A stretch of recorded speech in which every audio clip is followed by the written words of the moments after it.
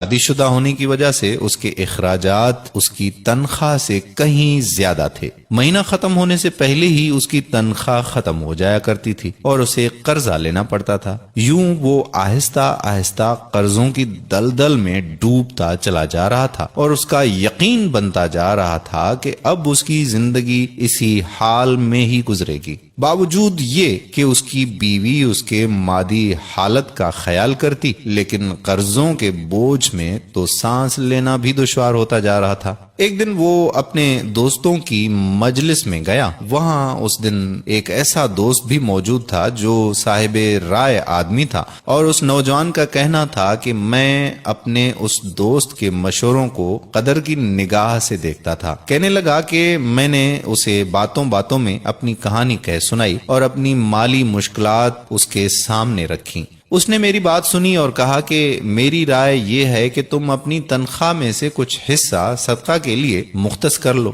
اس سعودی نوجوان نے حیرت سے کہا کہ جناب، مجھے تو گھر کے خرچے پورے کرنے کے لیے قرضے لینے پڑتے ہیں اور آپ صدقہ نکالنے کا کہہ رہے ہیں۔ خیر، میں نے گھر آ کر اپنی بیوی کو ساری بات بتائی تو بیوی کہنے لگی کہ تجربہ کرنے میں بھلا کیا حرج ہے، ہو سکتا ہے کہ اللہ تعالی تم پر رزق کے دروازے کھول دے۔ کہتا ہے کہ میں نے ماہانہ 4000 ریال میں سے 30 ریال صدقے کے لیے مختص کرنے کا ارادہ کیا اور مہینے کے آخر میں اسے ادا کرنا شروع کر دیا۔ سبحان اللہ، قسم کھا کر کہتا ہوں کہ میری تو حالت ہی بدل گئی۔ کہاں میں ہر وقت مالی ٹینشنوں میں اور سوچوں میں رہتا تھا، اور کہاں اب میری زندگی گویا پھول ہو گئی ہو جیسے، ہلکی پھلکی، آسان۔ قرضوں کے باوجود میں خود کو آزاد محسوس کرتا تھا۔ ایک ایسا ذہنی سکون تھا کہ میں بیان نہیں کر سکتا۔ پھر چند ماہ بعد میں نے اپنی زندگی کو سیٹ کرنا شروع کر دیا،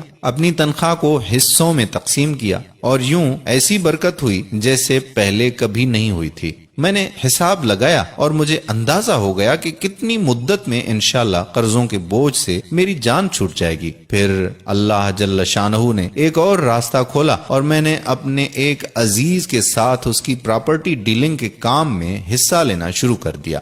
میں اسے گاہک لا کر دیتا اور اس پر مجھے مناسب پروفٹ حاصل ہو جاتا۔ الحمدللہ، میں جب بھی کسی گاہک کے پاس جاتا وہ مجھے کسی دوسرے تک رہنمائی ضرور کرتا۔ میں یہاں پر بھی وہی عمل دہراتا کہ مجھے جب بھی پروفٹ ملتا میں اس میں سے اللہ کے لیے صدقہ ضرور نکالتا۔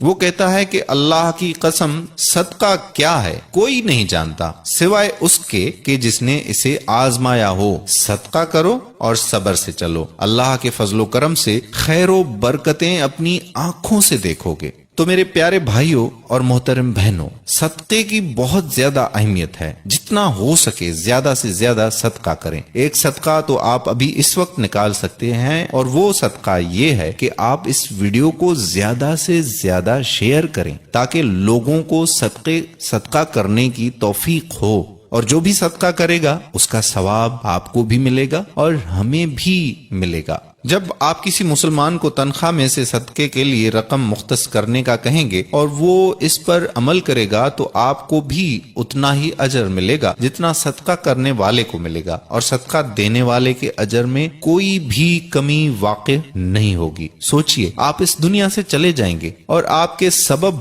آپ کے پیچھے کوئی صدقہ کر رہا ہوگا۔ صدقے کی نیت سے اس ویڈیو کو زیادہ سے زیادہ اپنے دوستوں